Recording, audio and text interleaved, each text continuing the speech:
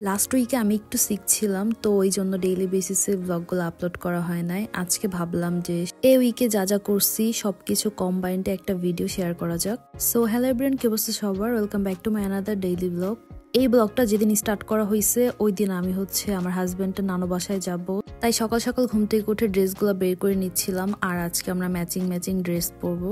আমরা যেহেতু সকালে নাস্তাটা ওইখানে গিয়ে করব, এই জন্য একটু আর্লি বের হয়েছিলাম। আর আজকে আমি ফার্স্ট টাইম তার নানুর বাসায় যাব, সো এই জন্য আমি একটু এক্সাইটেড ছিলাম। সকালে ঘুম থেকে উঠেই কোথাও বের হলে ফেসের অবস্থা এতটা বাজে থাকে, মানে এমনিতেই তো আমি মোটা, তার মধ্যে আরো মোটো মোটো লাগে। আমি আমার ভাইয়ের সাথে একটু মজা করতেছিলাম। আর এখানকার রোডগুলো এত সুন্দর, আমি কখনো এই রোডগুলো দিয়ে আগে কখনো যাই নাই। আমার হাজবেন্ড অনেক বলতো যে এখানকার রোডগুলো অনেক সুন্দর, সো আজকে দেখলাম আসলেই সুন্দর।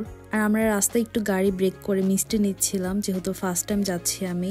আর বাসায় যেহেতু অনেক বাচ্চা কাচ্চা ছিল, তো ভাবলাম ওদের জন্য চিপস নিয়ে যাই, তাহলে ওরা অনেক খুশি হবে। রাস্তায় আমাকে রিসিভ করার জন্য আমার পিচ্চি দেওয়ার চলে আসে। ফার্স্ট টাইম কোথাও গেলে ভিডিও করার ওই আসলে থাকে না, মানে কথা বলতে বলতে কখন যে শেষ হয়ে যায় সময় একদমই টের পাওয়া যায় না। আমি পার্সোনালি বাচ্চা কাচ্চা খুবই পছন্দ করি, আর এ বাসায় যেহেতু অনেক বাচ্চা কাচ্চা ছিল, সো ওদের সাথে একটু টাইম স্পেন্ড করতেছিলাম। বাসায় আসার পর সন্ধ্যা নাস্তার জন্য সবাই বললো চা খাবে, সো একটু চা বানাচ্ছিলাম। চা আর বিস্কিট দিয়ে ভিজা ভিজা খাচ্ছিলাম, ভালোই লাগতেছিল তখন। এইটা তার পরের দিনের একটা ক্লিপস। আমি একটু বাইরে গিয়েছিলাম অ্যান্ড ঘুরতে ঘুরতে আমার টেস্টি টির থেকে একটা খাবার খেতে ইচ্ছে করতেছিল। টেস্টি টিতে গিয়েছিলাম ওদের একটা ডেজার্ট ট্রাই করার জন্য, বাট আজকে এটা ছিল না ওদের এখানে, সো আর খাওয়া হয় নাই। পরে দেখতেছিলাম অন্য কিছু নেওয়া যায় নাকি, বাট আমার কিছু আর নিতে ইচ্ছে করতেছিল না। আর আমি কয়েকদিন আগে লাফেমের এই আইশ্যাডো প্যালেটটা নিয়েছিলাম, এইটা অনেক ভালো পিগমেন্ট দেয়। আমার এই সেম প্যালেটটা ছিল, বাট ওইটা একদম ভেঙে নষ্ট হয়ে যায়, এই জন্য আমি আবার এটা পারচেস করি। সাথে একটা কনসিলারও নিয়েছিলাম। আমার মেকআপ প্রোডাক্টস গুলা ইউজ করার থেকে আমি নষ্টই করে ফেলি বেশি। আর রাতের বেলা হুট করে প্ল্যান করি যে একটু 300 ফিটের দিকে যাব, মানে শীতের দিন আসলেই না 300 ফিটের ওই দিকটাতে বেশি যাওয়া হয়। এর আগে গিয়ে যে দোকানটাতে খেয়েছিলাম, আজকেও সেম দোকানটাতে গিয়েছিলাম, কজ ওদের খাবার দাবার আমার কাছে এর আগে খেয়ে অনেক ভালো লাগছে। খাবারের কোয়ালিটি প্লাস কোয়ান্টিটি দুইটাই আমার কাছে ভালো লাগছে, তাই আজকে ওদের খাবারের প্রেমে আবার গিয়েছিলাম। তোমরা যারা 300 ফিট থেকে খাওয়া দাওয়া করো, এই দোকানটা থেকে খেতে পারো, এদের খাবার আসলে অনেক বেশি মজার। খাবার দাবার শেষ করে আজকে বাইরে বেশিক্ষণ ছিলাম না, কজ অনেক ঠান্ডা ছিল, বাসায় চলে আসছিলাম। আর এর পরের দিন থেকে আমি একটু বেশি সিক ছিলাম, এই জন্য আমার হাজবেন্ড বললো যে আজকের সন্ধ্যা নাস্তাটা সে বানাবে।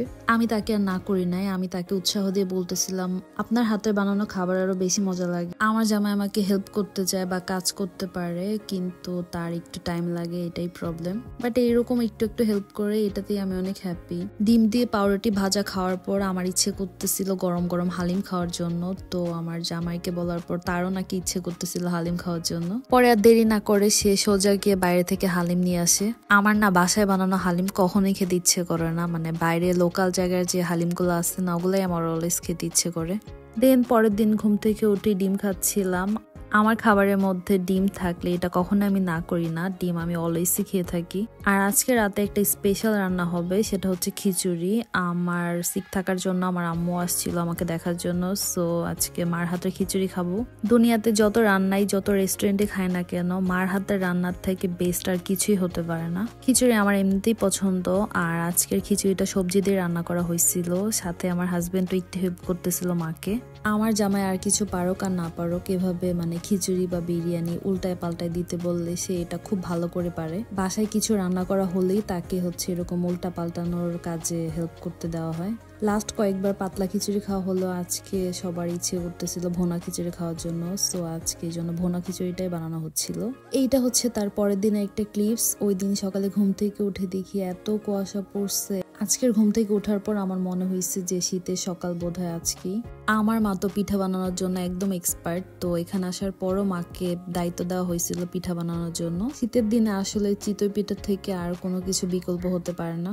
লাস্ট কয়েকটা দিন আমরা বাইরে থেকে কিনে এনে চিতই পিঠা খাইছিলাম, তো আজকে বাসায় চিতই পিঠা বানানো হয়েছিল, আর আমার শাশুড়ি ভর্তা করছিল 2 রকমের।